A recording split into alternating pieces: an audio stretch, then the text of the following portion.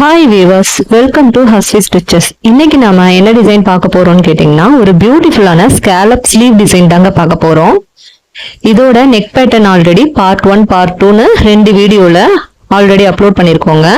இப்போ அதே பிளவுஸோட sleeve design எப்படி பண்றது, அது ரிலேட்டடா அப்படிங்கறத தான் நம்ம இந்த வீடியோல பார்க்க போறோம். வாங்க வீடியோக்குள்ள போலாம். இப்போ இந்த ஸ்லீவ் ரெடி பண்றதுக்காக நான் கேன்வாஸுக்கு வச்சு திருப்பறதுக்காக ஒரு எக்ஸ்ட்ரா லைனிங் எடுத்து வச்சிருக்கேன். அப்புறம் அந்த சாரி கலர்ல கான்ட்ராஸ்ட்ல சில்க் காட்டன் பிட் எடுத்து வச்சிருக்கேன். ஸ்லீவ் வந்துட்டு மெயின் கிளாத்லயும் லைனிங்லயும் கட் பண்ணி வச்சிருக்கேங்க. இப்போ இந்த லைனிங் வந்துட்டு கம்மியா இருந்ததுனால நான் ஒரு ஜாயின் போட்டு அதை ரெடி பண்ணி வச்சிருக்கேன். இப்போ இதை வச்சு நம்ம ஸ்லீவ் ரெடி பண்ணலாம். இப்போ இந்த ஸ்லீவ் டிசைன் எப்படி இருக்க போகுதுன்னு கேட்டீங்கன்னா, ஃபுல்லாவே வந்துட்டு ஸ்லீவ் வந்து எட்ஜில் மட்டும் ஸ்கேலப் வர போறது இல்லைங்க. இதுல 3/4 வாசிலேயே ஸ்கேலப் வந்துட்டு மீதி இருக்க ஒரு 2 இன்ச் 2.5 இன்ச் மட்டும் அந்த கான்ட்ராஸ்ட் கலர்ல பார்டர் அட்டாச் பண்ணி எட்ஜில் நம்ம பைப்பிங் விட போறோம். இந்த ஸ்லீவோட பேட்டர்னே இதுதாங்க. அதுக்காக ஃபர்ஸ்ட் நம்ம என்ன பண்ணிருக்கோம்னா, ஃபுல் லென்த்ல ஸ்லீவ் ஆல்ரெடி கட் பண்ணி வச்சிருக்கோம்.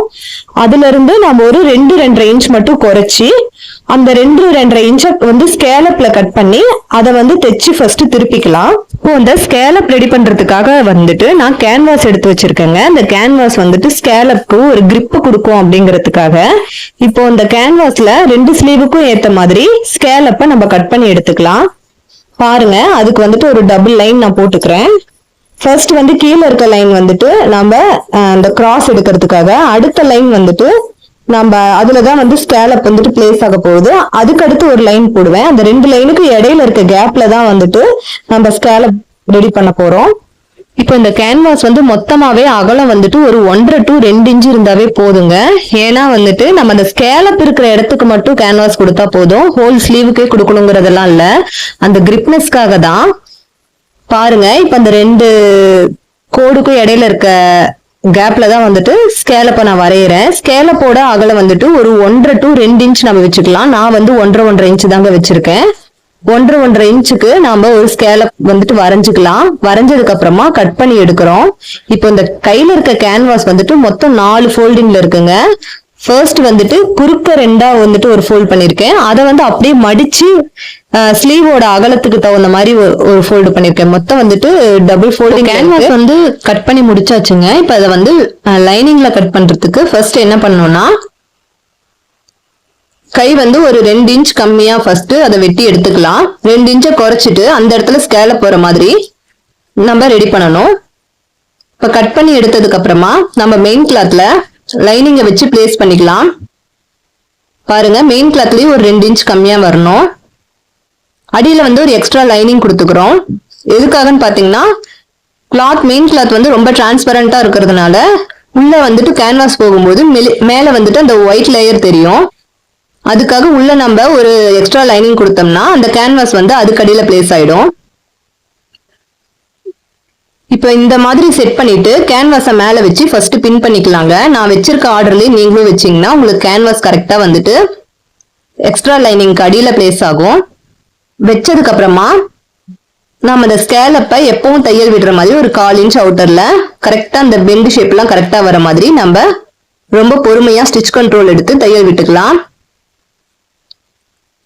ரொம்பவே கவனமா விடணுங்க. கொஞ்சம் வந்துட்டு ஸ்கேலப்ல அந்த கர்வ் எல்லாம் மிஸ் ஆயிடுச்சுன்னா நம்ம தைச்சு திருப்பும் போது நீங்க என்ன ஸ்டிச் பண்ணிருக்கீங்களோ அந்த லுக்கு தான் வரும். கட் பண்ணும்போது வர்ற லுக்கை விட நீங்க ஸ்டிச் பண்ணதுக்கு அப்புறம் வர லுக்கு தான் வந்துட்டு ஃபைனல் அவுட்புட்டா வரும். அதனால நீங்க ஸ்டிச் பண்றதுலதான் ரொம்ப கவனமா பண்ணணும். அவ்வளவுதாங்க, ஒரு சைடு வந்துட்டு தையல் போட்டு முடிச்சாச்சு. இப்ப அடுத்த சைடும் அதே மாதிரி கேன்வாஸ் வச்சு தையல் போட்டுக்கலாம். ஃபர்ஸ்ட் மெயின் ஃபேப்ரிக், அடுத்தது வந்துட்டு லைனிங். 2க்கும் அடியில வந்துட்டு எக்ஸ்ட்ரா லைனிங் கொடுக்கறோம். எல்லாத்துக்கும் மேல வந்துட்டு நம்ம கேன்வாஸ் வச்சு அந்த ஸ்கேலப்ல வந்துட்டு தையல் போட போறோம். 2 ஸ்லீவுக்குமே ஒரே மெத்தடு தாங்க. கரெக்டா வந்துட்டு நம்ம ஸ்டிச் பண்ணி முடிச்சதுக்கு அப்புறமா லாஸ்டா தான் வந்துட்டு நான் அந்த ஃப்ரண்ட் கட் பண்ண போறேன். அதனால 2 ஸ்லீவுமே எப்பயும் போலவே நீங்க பண்ணிக்கலாம். அதுல எந்த ஒரு மாற்றமும் இல்ல. லெஃப்ட் அண்ட் ரைட் பார்க்கணுங்கிற எந்த ஒரு அவசியமும் இல்லை. ஏன்னா நான் இன்னும் ஃப்ரண்ட்ல வந்துட்டு அந்த எக்ஸ்ட்ரா கட் பண்ணல. அது ஸ்லீவ் எல்லாம் ஃபினிஷ் பண்ணி முடிச்சதுக்கு அப்புறம் லாஸ்டா தான் நான் பண்ணுவேன். என்னோட எல்லா வீடியோலயுமே சொல்லியிருக்கேன், ஸ்லீவ் வந்துட்டு ஃபைனலா தான் வந்துட்டு அந்த ஃப்ரண்ட் கட் கொடுப்பேன்னு சொல்லிட்டு. அதனால நீங்க 2 ஸ்லீவுமே ஒண்ணு போலவே ரெடி பண்ணிக்கலாம். இப்ப இதையும் வந்துட்டு ஸ்கேலப் ஃபுல்லா தையல் போட்டு முடிச்சாச்சுங்க. இப்ப அந்த எக்ஸஸ் எல்லாம் கட் பண்ணி எடுத்துக்கிறோம். எக்ஸஸ் கட் பண்ணும்போது பார்த்து கேன்வாஸ்ல சிசர் படாம கரெக்டா கிளாத்தை மட்டும் கட் பண்ணி எடுத்துக்கோங்க. ஏன்னா கேன்வாஸ்ல பட்டுருச்சுன்னா அந்த ஸ்டிச் பண்ண இடம் வந்துட்டு கட் ஆயிடும். திரும்பவும் நம்ம ஃபர்ஸ்ட்ல இருந்து தையல் போடுற மாதிரி ஆயிடும். பாருங்க, எக்ஸஸ் கட் பண்ணி முடிச்சுட்டேன். முடிச்சதுக்கு அப்புறம் அந்த கர்வுக்கெல்லாம் வந்துட்டு நம்ம எப்பவும் கொடுக்குற மாதிரி கிராஸ் நாச் கொடுத்துக்கலாம். நம்ம எத்தனை கிராஸ் நாச் வேணாலும் கொடுக்கலாம் ஒரு ஸ்கேலப்க்கு, நம்மளோட கன்வீனியன்ஸ் தான். நல்லா பெண்ட் ஆகுற மாதிரி நம்ம கொடுத்துக்கலாம்.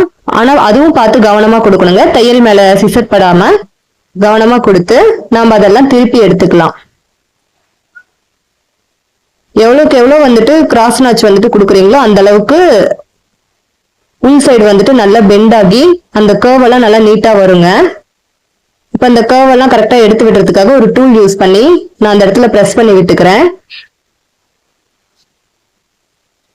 அதுக்கப்புறமா நம்ம சுத்திலும் இருக்க அவுட்டர் தையல் போட்டுக்கலாம். போட்டதுக்கு அப்புறமா சுத்தியும் எக்ஸஸ கட் பண்ணி எடுத்துக்கலாம். இப்போ ஒரு ஸ்லீவ்ல வந்துட்டு ஸ்கேலப் ரெடி ஆயிடுச்சுங்க. இதே போல இன்னொரு ஸ்லீவ்லயுமே ஸ்கேலப் வந்துட்டு ரெடி பண்ணிக்கலாம். ஆல்ரெடி அதுல ஸ்டிச்சஸ் போட்டு வச்சிருக்கோம். அதை வந்து எக்ஸஸ கட் பண்ணி அந்த ஸ்கேலப்புக்குலாம் வந்துட்டு கிராஸ் நாச் போட்டு நம்ம இதே போல திருப்பி எடுத்துக்கலாம். இப்ப இந்த மெத்தட்ல பண்றதுனால கேன்வாஸ் வந்துட்டு அடியில உங்களுக்கு எக்ஸ்ட்ரா லைனிங்க்கு இடையில வந்துட்டு பிளேஸ் ஆயிடும். மெயின் கிளாத்ல வந்துட்டு உங்களுக்கு அந்த கேன்வாஸோட ஒயிட் லேயர் தெரியாது. இதுக்காக தான் நம்ம அந்த எக்ஸ்ட்ரா லைனிங் கிளாத் கொடுத்தோங்க.